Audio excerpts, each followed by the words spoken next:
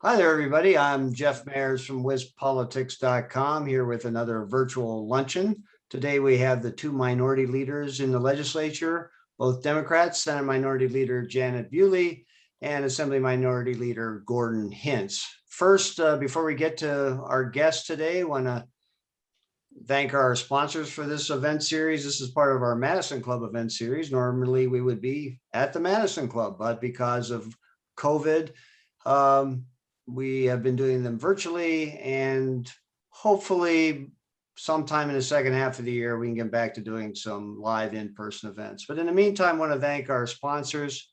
Couldn't do it without you.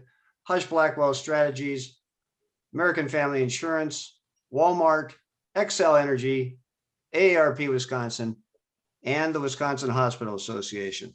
Also want to talk about some upcoming events, virtual luncheons that we were doing on March 11th in cooperation with the Milwaukee Press Club, Congresswoman Gwen Moore, Democrat of Milwaukee, and a member of the Ways and Means Committee. Probably be talking a lot about the federal COVID bill that's now in the Senate. March 25th, WizBusiness.com, that's a sister site of ours and a sister subscriber service of ours. We're going to be doing a program on the hospitality industry and how it's been coping with COVID and how it sees the future. April 15th, a Madison Club event again, part of our legislative leadership series. We'll have the new Senate Majority Leader, Devin LeMahieu. But today, we have the Democratic leaders in the state legislature. Welcome, Senator Bewley and Representative Hintz. How are you today? Very good. Thanks so much for having us. Happy to be here. So before we get into the budget and all this stuff at the Capitol, this is a time, personally, I'm reflecting on a year into the COVID mess that has struck Wisconsin and the nation and the world. And, about March of last year was when the first lockdowns and orders started to happen here in Wisconsin. And I guess I just wanted to hear, from you folks personally and, your districts, because, Senator, your district's way up north and you're in the Valley, Representative Hintz. So, what do you remember from mid-March of last year? Let's just start with you, Senator. First of all, thank you very much for having me. I'm very pleased to be able to talk with you and answer the questions. Truly, the very first thing I thought about was how isolated northern Wisconsin is, and are we going to be able to get to the people the things that they could need that would be upcoming. We had no idea how far in the future we were going to look, but everything for northern Wisconsin, and I do represent the northern, really Lake Superior, it's north. Everything is further away. We are sparsely settled, and we have less resources to count on. But then very soon after that, I realized the entire state is different. There's circumstances, issues, people that have different kinds of jobs, that travel in different ways. Are we going to have the organized capacity from all the way from the federal level all the way down to the local counties that will be able to respond to this? Truly, that was the very first thing that I thought of. Logistically, are we going to be able to keep people safe? How did it affect you, Senator? Well, I live out in the country, and so on one hand, I felt somewhat sheltered. But on the other hand, I realized that, oh my God, if I ever needed help, it might be difficult to get. But then again, that is the exact example of, for every person, they need to count on their neighbors, local units of government, the facilities, whatever. Everybody needs to count on at least something being there to help them. And I know that after we've gone through this year, we realize that access to help is inconsistent in our state. Okay. By the way, before I go to Representative Hintz, I want to plug something we have at our site at WizPolitics.com. We have a daily COVID timeline dating back from early in 2020. So you can either relive the nightmare or go back to the details there, very detailed timeline. Anyway, Representative Hintz, what do you remember about mid-March of last year? just how quickly everything changed. I think the day, March 11th seems to be the reality day that I remember. I think that's when the NBA canceled their season. I got a speeding ticket in Rosendale. The world was off kilter there. My first one, I mean, so. Oh, right, yeah. Trust me. But I mean, there's nobody that hasn't been impacted, and there are people that have been impacted dramatically more. But I thought about how difficult it was going to be to explain to people who've lived life one way that things were changing, and the measures that were going to be needed in place were going to alter and dramatically change things, and how managing expectations was going to be important. And I do think one of, not so much for political reasons, but not having a leadership centralized trusted voice at the federal level certainly made things harder, and then sort of allowed people to get to the polarized place or the different perspective place that they are today. Personally, I've got a 3-year-old and a 1-year-old. So I didn't have many of the school issues, but we didn't interact. We've been kind of on lockdown at home. I feel more fortunate than a lot of folks, but I think, as Senator Bewley said, it also exacerbated some of the shortcomings that we already have with broadband, especially when we went to virtual education, with just healthcare and proximity to facilities, the importance to continue to extend telehealth and other things. We saw so many things that were existing disparities all throughout the state, I think, that were highlighted even more.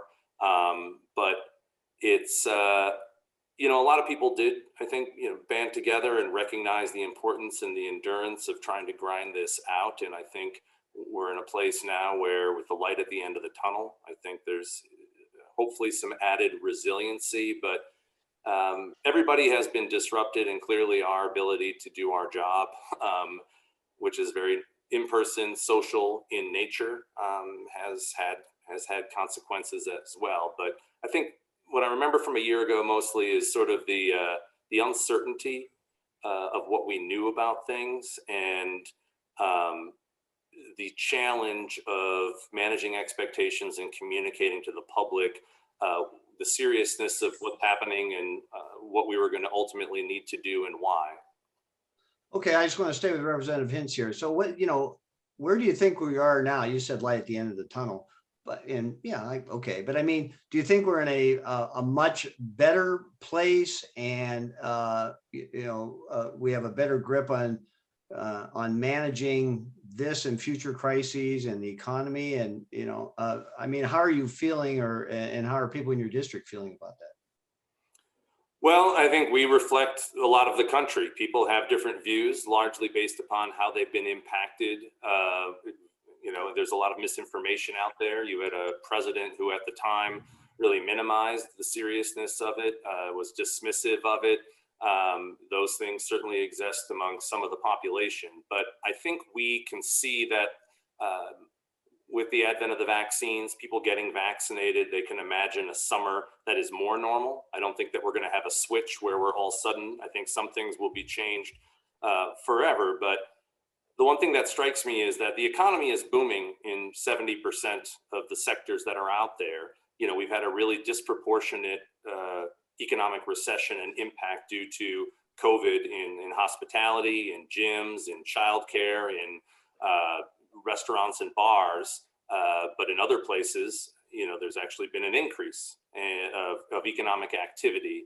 I think there's a lot of fatigue out there, and people's reactions, even if you don't like them, I think are understandable and rational at times, given just how hard this has been to contemplate. But I think the lack of the federal government response made it harder. I think sometimes when I get critical or frustrated, I realize that all of this has been hard at the local level, at the state level. I do think DHS has done a great job, especially with the vaccine rollout administration, given kind of how slow things were at the federal level to start. But we're not out of the woods yet. And I think we need to continue to advocate for the investments that are needed now, the economic recovery that is probably going to lag the public health recovery, and then get back to making investments in the things that matter. And, we'll talk a bit about it, but I think governor's budget really does that. Okay, Senator Bewley, how would you assess where we are now and how your district is feeling? Well, I think first of all, the fact that we have vaccines has changed the way people look at their circumstances considerably, because having a vaccine means I can move forward. If I'm vaccinated and my neighbors are, there is going to be a way to return to society. I think too that when we're talking about where we are today compared to where we were when this first started a year ago, I wish there would have been a way that we could have truly resisted having COVID become partisan. It seemed that those who like to divide things jumped on COVID and said, let's make this a way to split the country also. And I believe the way we would have navigated through it would have been very different if there wasn't this one interpretation as opposed to another. That's very hard. People want to know that they can have faith in what they're being told. And when they don't, it's very uncomfortable. There's always second guessing, and then people start to mistrust. And we need as a society to be able to trust and move forward with confidence. So I think that we're at a point now that there's a sense that the wheels are turning, that we are getting through it, and we're going to get beyond it now. I think some of that did coincide with a change in administration in Washington, and that there is a belief that we have the wherewithal to get it done if we do it together, and if we just keep doing it. We're not all going to do it identically, but that there are accepted things that we can all believe in and move forward. We need to have faith in the common understanding of what disease is and how we get better. Okay, what about schools? In your district, Senator, are most schools in person or virtual? Well, I think very much like the state, it is up to the local schools, and I believe they make the decisions based upon what they are physically able to do. If they can be open, if they have what they need in order to welcome students safely, I'm sure they're doing it. And if they don't have what they need to welcome students safely and protect teachers, they are making the choices to do things differently. I think that every day we're getting closer, especially now that teachers are going to get vaccines. More and more schools are going to put together those elements so that they will get back to school. I don't think there's a question that getting back to in-person education is a goal we all want. I believe that where we may have a little bit of challenge is what is it that makes it safe? But we're heading there. We're getting there, and every day more and more schools are going to full in-person. Okay, what about your district, Representative Hintz? Are most schools in person or hybrid or virtual? Yeah, so Oshkosh Public Schools only recently in the last few weeks, reopened to in-person instruction. We began the year when a lot of our neighboring districts did not, meaning last September, with in-person instruction, with the goal of going as long as possible so that kids could meet with their teachers and really prepare for virtual education. Went virtual after that. But, and it's been a challenge, obviously, and a lot of the concerns that are out there about what the impact is, given how reliant we are on schools to provide so many things beyond education, I think are real. A lot of parents, especially those who both work, lives were disrupted as their schedule and employment changed. I know that a lot of the job loss is primarily among women who may be also the caretakers of their kids. But we know more now, right? I mean, I think that was part of the challenge when you think back to where we were in the fall about what the impact was on schools. Can you do it safely? Can you do it not? The impact of masks and PPE on being able to protect people. But every school district's different. I mean, we know that buildings that are able to open windows or adequately change their HVAC systems to allow for more ventilation, and maybe one of the most important things. And Oshkosh has a school that was built 10 years after the Civil War ended. Who knows? Maybe the ventilation's better because it's older. But again, so there's this one size fits all. We all want kids to be back in school in-person education because that is what we view as normal. That's what we view as best for kids. But I don't think you can mandate it or force it or pick arbitrary dates when the condition on the ground is very different. Their resources are different.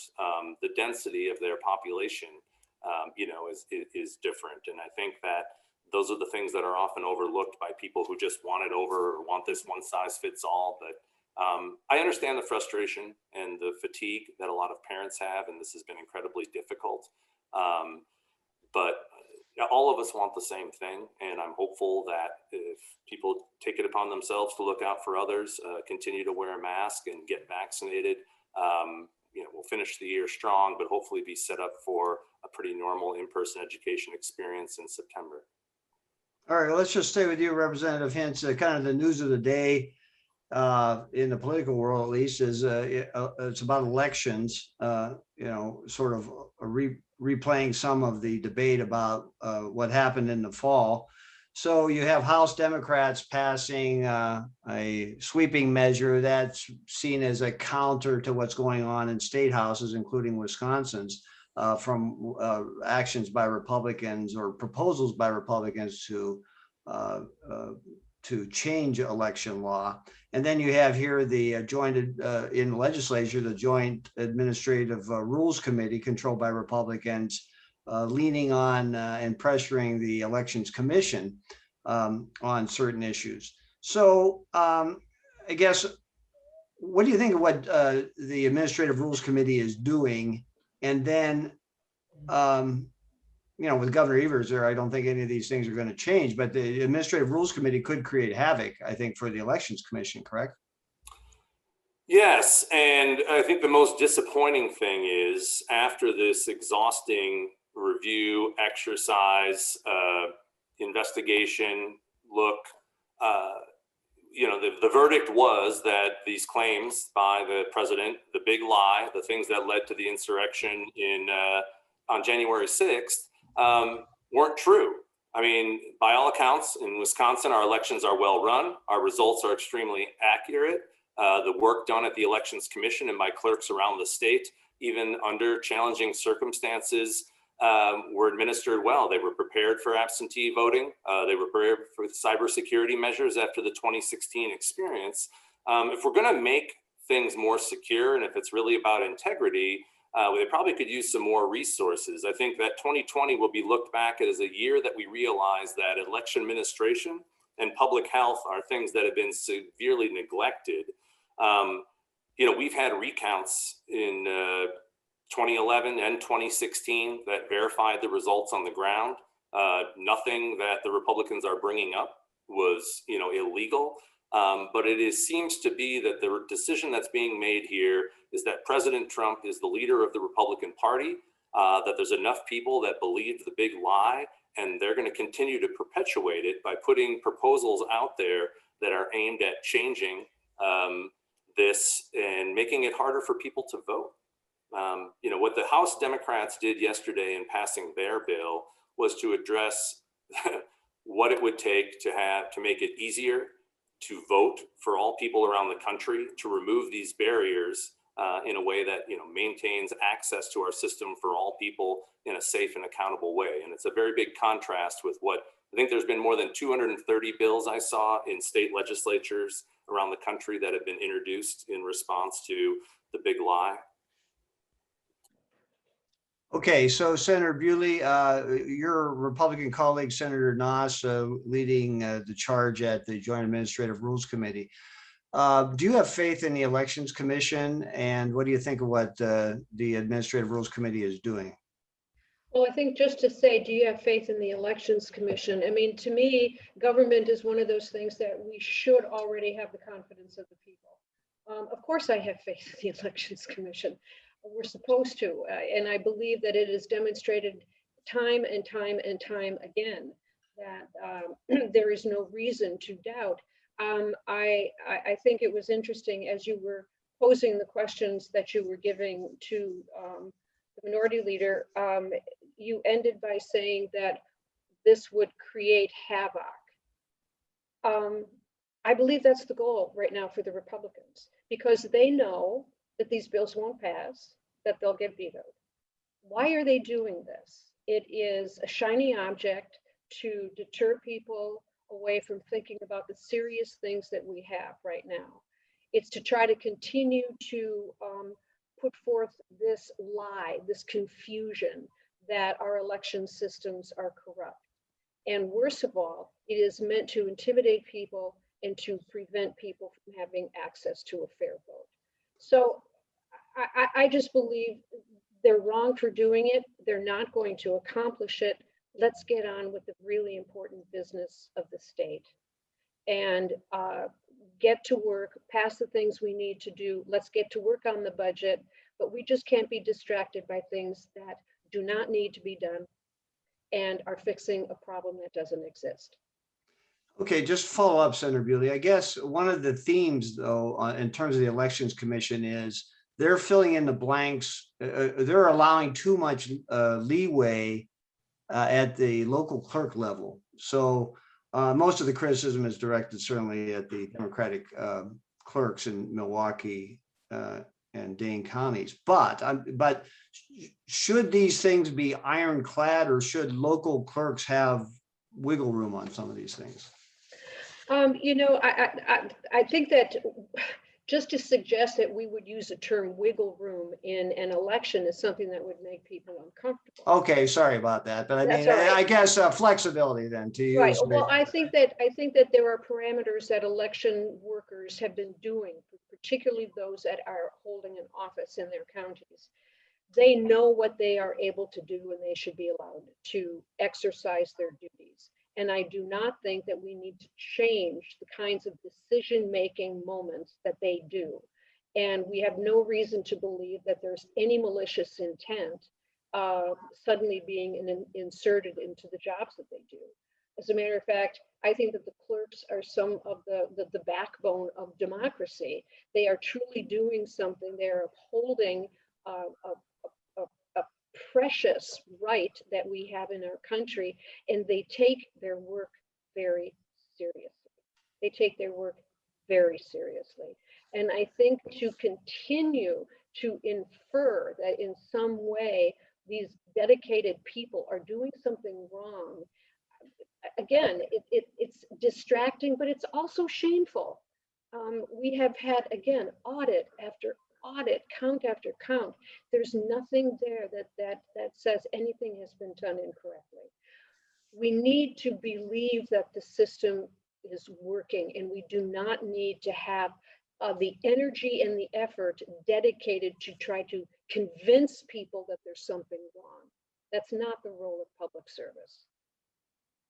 Okay, well, let's turn to the governor's budget now. The biggest thing that happens at the beginning of every session is the budget. The governor introduced his budget, and Republicans, majority Republicans sort of indicated the biggest, most visible pieces of it are dead on arrival. So what's the fate of the governor's budget, Senator? Well, what else are the going to Republicans say except it's dead on arrival? I mean, what else are they going to say? I think one of the most important things is that the governor has laid out a budget that represents the people of the state, and now they can look at it and they can say, this is what the governor wants, and this is what our state deserves to have. What the Republicans aren't saying, and what they mean is they want to do their own budget, and that somehow what they're going to do is going to be much better than this thing that the governor did. But the people will be able to see the differences. They will be able to see what the important things that the governor realizes are extremely important for our state that the Republicans don't want to do. They don't, healthcare, education, the university system, getting businesses back on their feet, social justice. These are things the Republicans don't want to do. I think the governor has laid out a very good, very good blueprint. And the other thing that I want to point out is that we now, whether or not people are ready for it, we are in a political environment that can include compromise. We never had that before. I mean, we're only into like year 3 of this crazy new world where we can compromise. And I think that we're starting to get to use it. We started off, we have some bills we passed on a compromise basis. We can do that with the budget.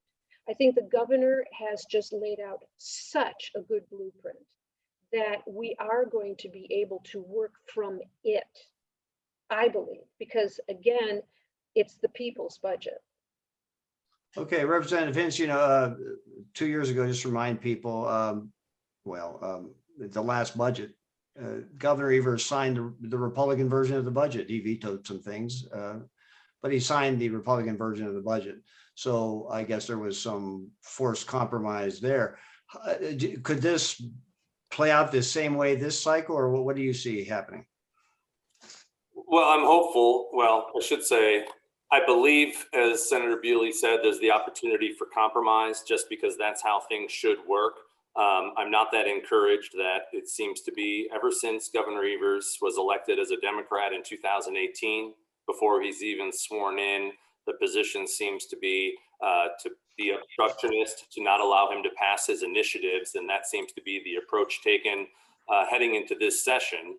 That being said, Governor Evers' budget, by what it invested in, the popularity of what he proposed, moved Republicans, and I was on finance under Governor Walker, well beyond anything that they could have done under Governor Walker, and that's what was included in the final budget. I think once again, Governor Evers has introduced a budget, albeit in different times, that addresses both the remaining challenges of COVID, recognizes the economic recovery that's going to be needed, but also finds a way to invest in a future for all Wisconsinites and doesn't ignore the problems that we have.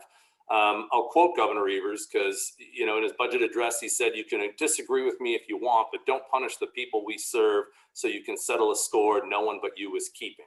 And I think that was his acknowledgement that, look, if you oppose me or you're trying to, make me fail, or if you're thinking about the next election, don't take it out on the people of Wisconsin. I mean, there is a way to find a middle ground on this budget that we should all be working towards. And again, Governor Evers, a budget is about priorities. He has made significant investments in a lot of priorities that the public wants, that the public needs. If the Republicans have concerns with that, they should decide, well, what are their priorities, right? We've heard a lot of vague, general, spends too much, it does this. But what are their ideas? What do they think we shouldn't invest? Is childcare not a priority for them? Is broadband not a priority? Do they think investing in education isn't important? We don't hear a lot of that. And I think that's really where the debate is going to hinge upon, is what do they think that we should not invest in that's in the governor's budget?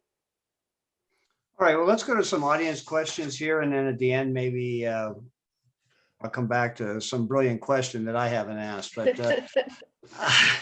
I've got a long list and I'll try to do my best. But there's a couple questions here about legalizing marijuana. That's a very big part of, again, that's one of the lightning rods of the budget. Governor proposed legalizing medicinal marijuana in budget 1. Budget 2 wants to legalize recreational marijuana. The joint finance co-chairs have already signaled that that's not happening through the budget process. But I do wonder, let's talk about, could medicinal marijuana pass as a separate bill somehow? That's I'm paraphrasing about 3 or 4 questions from the audience. Could medicinal marijuana pass as a standalone bill? Is that possible? Do you see that happening, Senator Bewley? I do. That could pass. That could pass. I think that, nationwide, this is something that all states are going to deal with. And I think that we can approach it from the way the governor did, which is to put it in the budget with all the different aspects and ways. But we could consider it. I think the medical marijuana portion of it is the one that we all know is widely accepted by, I heard 80% of the people of Wisconsin are in favor of that. I believe it could pass as a standalone, but for now it's in the budget in a larger form. But you know, we will be seeing something happen on marijuana in the future. Well, if we had direct referendum process, I'm sure it would have passed already. But anyway, Representative Hintz, do you see a standalone medicinal marijuana bill passing? I don't know that I see it passing. Perhaps I see it getting further along. I know that I've talked to some of my Republican colleagues, both some who are more libertarian in nature, some who just recognize the benefits of medicinal marijuana and certainly see and hear the public support. I'm an incrementalist in being reasonable. If we can get a hearing on it, answer some questions, maybe explain to folks who don't understand, then we can get further and maybe we can get there. But it's up to the legislature to decide that we want to join the majority of states out there, that we want to, recognize that the public overwhelmingly wants this, and that attitudes and responses are changing. And all of our neighboring states, I believe, have some form of legal marijuana, full recreational in Illinois. And I think the governor has recognized this in proposing a plan that regulates and taxes, much like we do with alcohol, that in many ways has many more benefits than costs, and makes for a safer, more regulated experience. So, I'm glad that he's put it out there. I think just the proposal alone accelerates the discussion, and I think we will eventually get there. I just don't know if it's going to be in the next 6 months or in the next decade. Yeah, I mean, on that, Representative Hintz, I mean, if the budget were a lot tighter, if there wasn't a surplus, if there wasn't a lot of federal money coming down the track, this 165 million in the second year might look look more appealing than it does, I think, maybe. Do you agree with that? Yeah, I mean, the amount of money and the revenue is nothing to sneeze at, but I don't think that's the reason that you do it. In other words, I think there are considerations. There are things that there are costs and considerations that we are going to want to make in either proposal, both in terms of consulting doctors who may not, recognize or be educated in the prescription or things. I think there's feedback based on my experience in talking with the medical society, but also, with full legalization, something that there's a public education component that I think needs to come along with it. I've talked to Colorado officials and they said, if they were to roll it out now, that would be the big thing that they would do. That there's still a lot of people in the state that have had no exposure, no understanding to who the proposal just sounds, so radical based on their 11th grade health class in the early 70s. And I think maybe that's something that's plaguing. I mean, I would put maybe some of my colleagues on the other side of the aisle in that group. You mean like the old Reefer Madness That's right. video? Okay. Okay. So Senator Bewley, here's a question about, and this pertains also to the race for school superintendent on April 6th. What is your thought on continued expansion of vouchers and the impact they have on public schools? Well, I think that, Wisconsin's goal is to provide a public education to all students. And I think that that is a noble and a very doable job. Every time you try to pull a chunk of people away, it reduces the efficiency of the total. And I think that we understand that there are some things that we do via charters. There are some things that we do with alternative education opportunities. But to simply say that we are going to take public money and divert it to a private school is not something that we should continue to promote as an alternative throughout the state.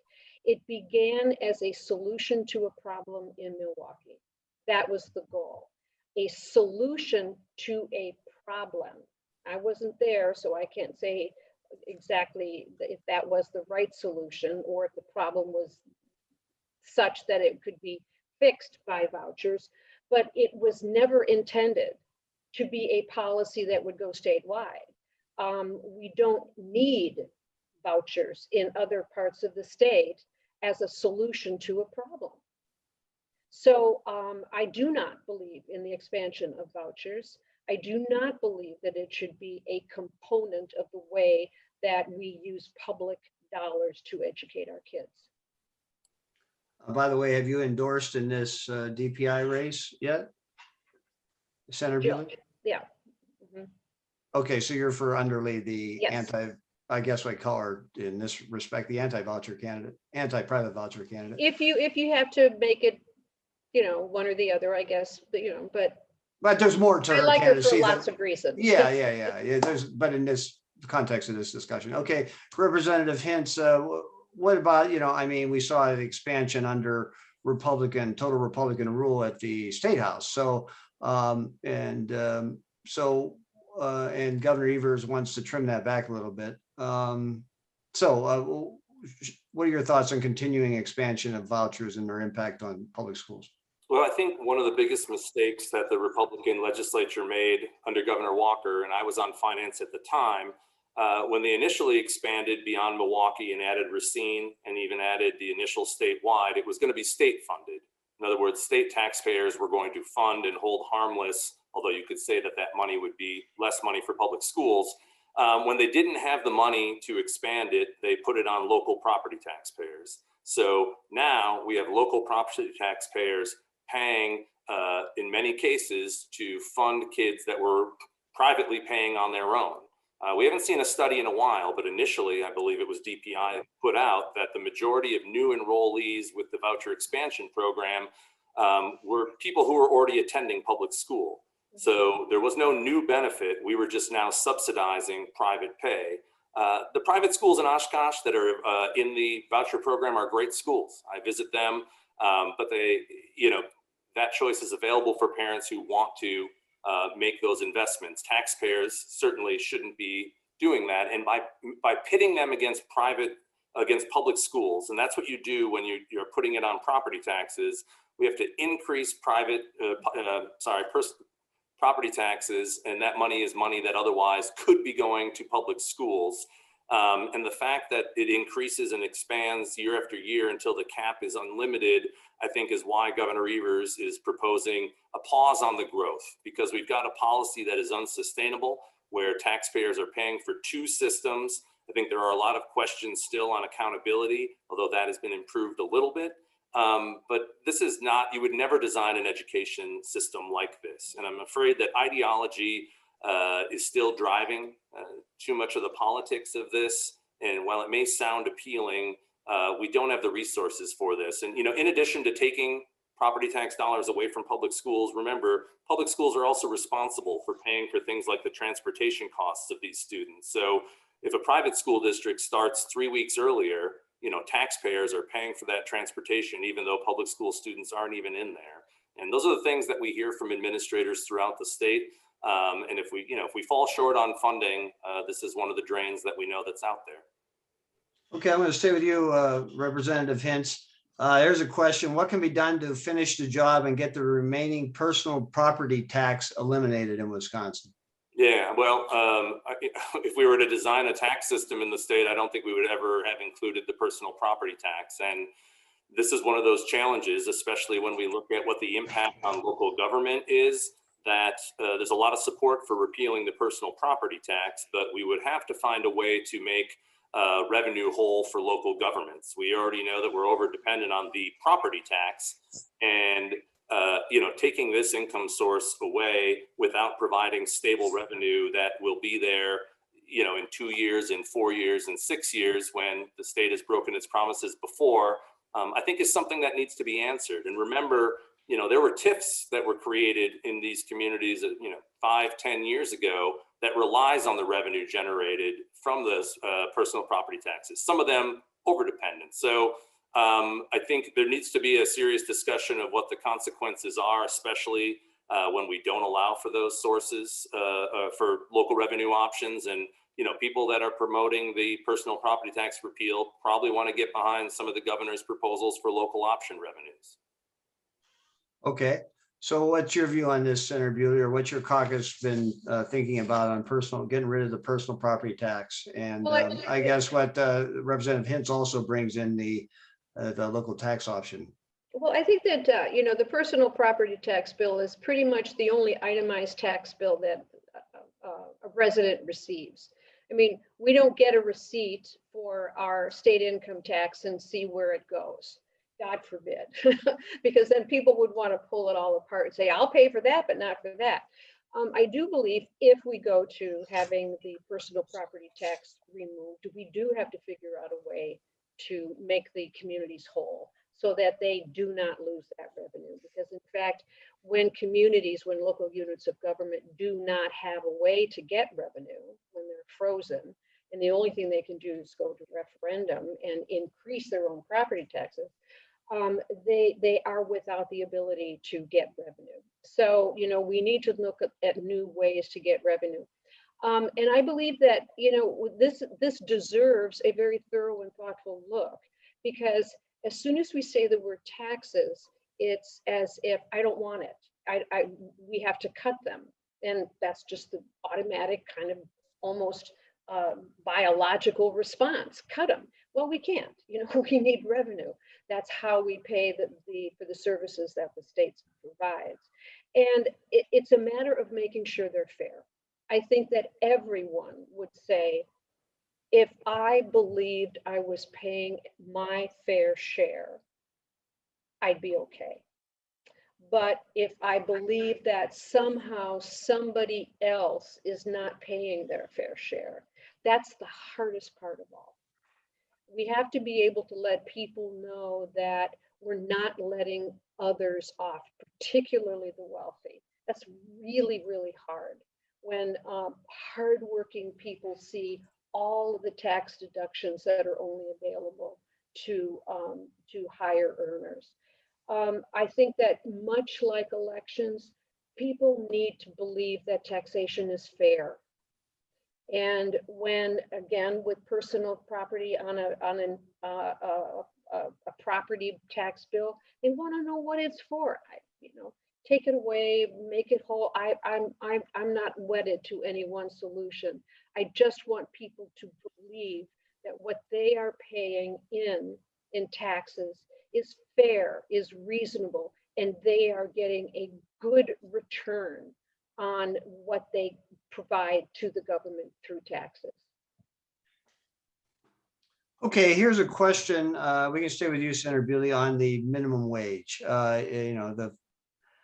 It looks like it cannot be in the U.S. Senate version of the COVID relief bill, and Governor Evers proposed a little over a $10, upping it to from about $7 to up to $10. And this questioner says it's very, very popular. How will Dems in both the Assembly and Senate deal with that? And how does it relate to your electoral program in 2022? Well, let's take the electoral program in 2022 off and talk about today for the moment, because I know that this is an issue very, very close to people's hearts. We need to do something about the minimum wage, period. We need to do it. And I understand completely there are complexities in certain areas regarding tipped employees, and we can figure those things out. I know we can. There is also this very sharp reluctance to going straight to 15. I think that I wish we could, but we won't. That's not what the governor is proposing. I think that what the governor proposes is kind of just right. That's the best temperature of the porridge bowl. And I think it's a very good way to do it. It allows for different portions of the economy who have a different way of paying employees to see some flexibility. It allows for younger people. There's a lot of things in it that I believe makes sense. And again, I think I'm in favor of it. You're in favor of the governor's proposal, Yes. which is Yeah. If I were to speak for the caucus, I would say that some of them would prefer the full 15. But again, we are a caucus and we discuss things, and we know that not everybody is going to get exactly what we want, but heck, we get what we need. And I think that this is what we need. Okay, Representative Hintz, what's your view on the $15 an hour minimum wage and the governor's proposal, and what's the possible fate of that in the budget? Well, it doesn't sound like the like the fate is looking that good. But look, it is crazy to me that Wisconsin hasn't raised the minimum wage since before I was in the legislature, I think in the 05-06 session. And one of the damaging things that they did in there was to, preempt local governments from being able to have their own minimum wage increases, because we do have regional cost disparities around the state that I think would be definitely utilized and enacted around the state in different communities who recognize that a disproportionate amount of jobs in their community are in sectors that keep them below what a living wage should be. So I think the governor in this budget and in his previous budget have again put the infrastructure in place to have that discussion where we move our way towards restoring the minimum wage to be something meaningful, to recognize the change in inflation that has taken place and how what the minimum wage was in the 70s is so much less than what it is now. And yet we have an entire economy where there's a growing service sector where these are the jobs that are out there that in places that have increased the minimum wage have led to less turnover and to more benefit, that you can have a sustainable career in some of these fields that they enjoy. And so incrementally increasing the minimum wage, I mean, if I understand 15, I have questions and cautions based on regional disparities in my own area on what 15 would mean. But at the federal level, you're already seeing some Republicans that are not at 15, but they certainly support a minimum wage increase. And I think that's what I would like to see at the state level. If not what the governor is proposing, what is the opposition to increasing the minimum wage, that we know would benefit tens of thousands, if not hundreds of thousands of workers, not just those that are at the minimum wage, but who are near the minimum wage that certainly would benefit from that ripple effect increase. There's a lot of misunderstanding out there. I believe the average age of a minimum wage earner is 35.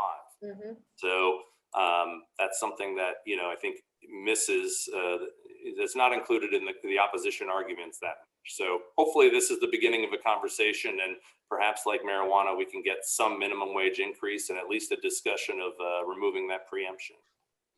All right, I think this question is basically for you, Representative Hintz, because this is kind of something that that you have been talking about a lot, is Foxconn. So Foxconn has announced its has an agreement with a electric vehicle company, and hinting, I guess, that it could be taking place in Wisconsin, that manufacturer that could be taking place in Wisconsin. And your view of that is? It's hard to take the company seriously at this point. Ventilators, coffee makers, $100 million to the UW system, innovation centers, Generation 6, Generation 10.5, 8K ecosystem. The reality, I hate to say this, you guys, it's been almost 4 years. The state's been played. I mean, this was a company whose goal was to maintain favorable trade status. Hey, let's pretend we're building something in the Speaker Ryan's district in a swing state for the president. That being said, I don't know. I mean, both the reputation of the company and I think Fisker's reputation makes it seem unlikely that there's going to be a car built anytime. And I think it's a little bit of a distraction because I want to see something happen there. And I think there is probably some viable project, but it is about managing expectations and not chasing this idea that we're going to build a electric car factory, or that we're going to make these screens there and have 13,000 people. I mean, there's an incredible parcel of property that has been assembled in a major corridor. We have 2 Research One universities in this state. I think there has to be a viable project that's there, but the scale of it may look nothing like was originally promised. It may be more knowledge-based, research-based, technology development that may only employ a couple hundred people, but that is a benefit to the state. Nothing close to whatever was sold is going to happen. And I don't want to see it fail, but I think success looks a lot different, and managing our expectations is going to be important. But I mean, these headlines are a distraction. The company seems to do this every 3 months, and then there's another humiliating expose of a warehouse with guys driving around in golf carts, and it's a joke. And okay, well then why should the state be trying to renegotiate a deal? We haven't paid them much, so why don't we just? I mean, what's the point of renegotiating with them? Well, one, I think the existing contract is they're not eligible for anything under the existing contract. That's dead. And I don't think the legislature is going to pass new enabling legislation. I think the conversations between the WEDC and Foxconn right now are the same ones that any business in Wisconsin can engage in relating to enterprise zones. That's the kind of things that they are talking about. And those credits are, I think, still generous, but only for projects that are viable. And they are nowhere near as costly as the cash payments that were included for Foxconn. So the state they'd like to see, WEDC, Governor Evers would like to see a viable project, but they're not going to give away the farm. And there's already been close to $100 million of, either through utility rates or local government money or some of the state infrastructure support spent. That's a pretty good deal for a company already. They've already received that. Okay. I'm going to finish off with sort of a theme here. There's probably 4 or 5 questions about this very thing. And one of them, Senator Bewley, I'm going to go to you first.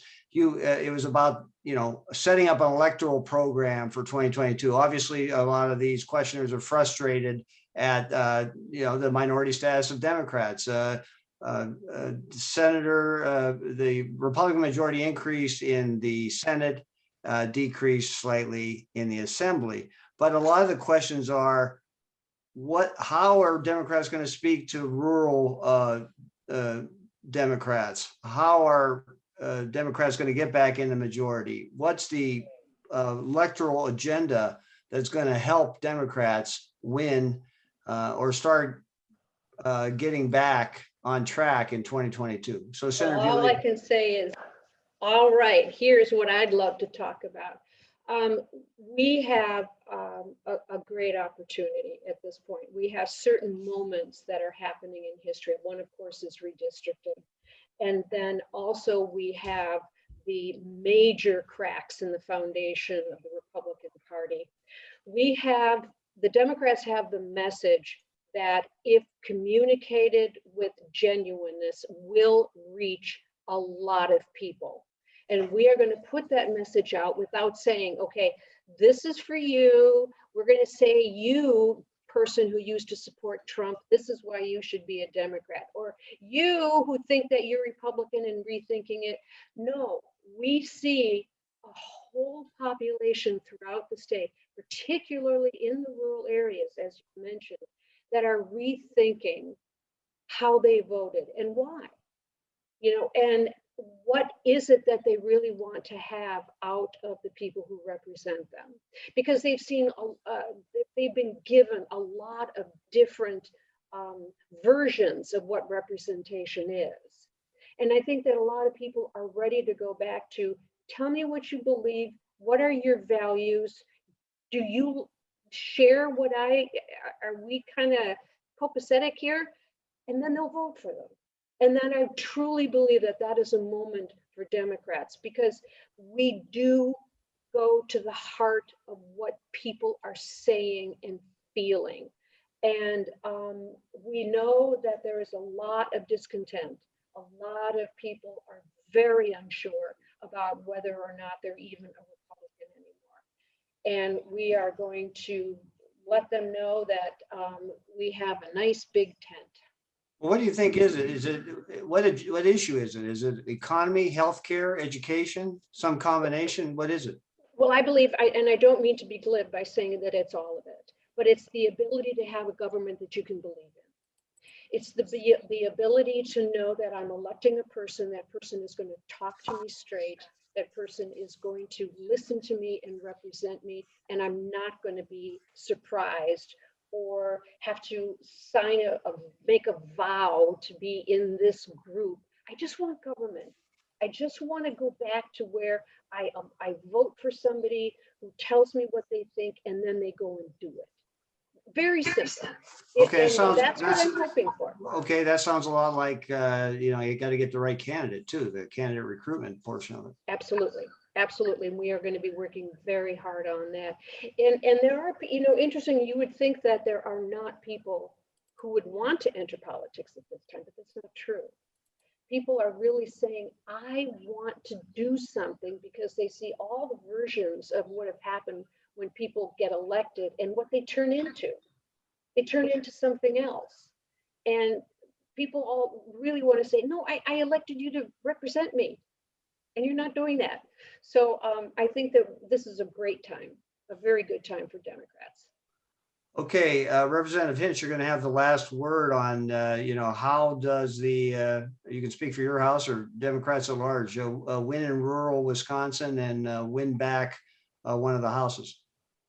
Well, I mean, I'm a Democrat because I believe government has a role to play in expanding opportunity in people's lives. And I think that's the same kind of message that makes me think stubbornly that we've got something to sell to all voters. I never write off any part of the state. And I think, our off year is going to be focused on engaging people around the state, building the kind of infrastructure for the long term.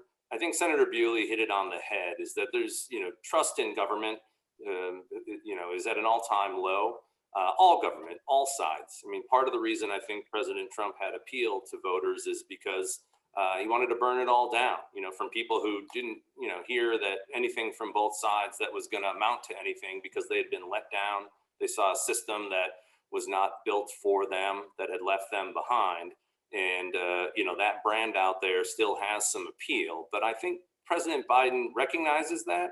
I think that's why you hear the discussions about this recovery plan, not just trying to address COVID, but to make sure that we get past the pandemic in a better place, where we can remind folks about the role that government plays in building the infrastructure and in creating that opportunity that I started off by mentioning. But look, I'm not going to ignore the demographics. I look at numbers all the time. I see the trends where we're picking up seats, what happened in Georgia and Arizona related to more suburban voters, more women, and those are certainly going to be opportunities, but I don't think we're going to be writing off any part of the state. And I still think that we have a winning message for people. And looking at where Republicans at the state level and national level, doubling down on the same sort of divisive, ineffective, rhetoric, while also adding to the swamp, wasting taxpayer money, looking out for the wealthy, I think are things that aren't going to age well and are going to give us an opportunity to contrast that. But at the state level, I'll be honest with you, a lot of politics have been nationalized. In a lot of our communities, there is no local media.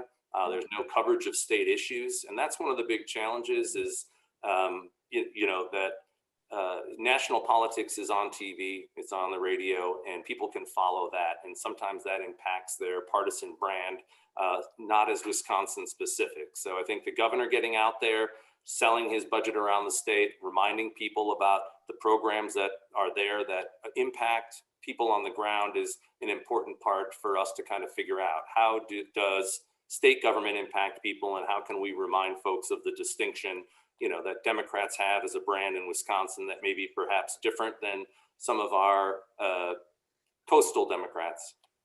Yeah, but I didn't hear, maybe I missed it and I'm sorry, but I didn't hear either of you really say, well, we got to have a program for rural Democrats, appealing to rural Democrats. You seem to be shying away from that kind of thing, Representative. I mean, not at all. I mean, look, President Biden had like 35 pages worth of a rural prosperity agenda. We have been advocating for, expanded broadband, for the expansion of the UW extension program, for marketing of, Wisconsin produced produce in our schools, things that we can do. But it's not just about policy. Again, when people don't trust government, they don't believe in their government, they don't believe that they're valued, all the programs and policy proposals in the world, aren't going to be able to immediately overcome that. It is about how we talk to people. It is about listening. And it is about recognizing and reminding them that throughout history, government, while providing value and being effective, has demonstrated that it does have the ability to raise all boats and to create an economy and support an economy that works. Okay, well, great. We have now run out of time. Thank you, audience, for your questions.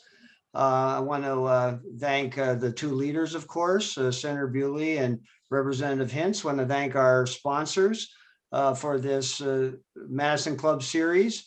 Hush Blackwell Strategies, Wisconsin Hospital Association, Walmart, ARP Wisconsin, XL Energy, and American Family Insurance. Our next program will be in association with the Milwaukee Press Club on March 11th with Congresswoman Gwen Moore. So thank you, leaders, and thank you, audience. This is Jeff Mayer signing off. Until next time.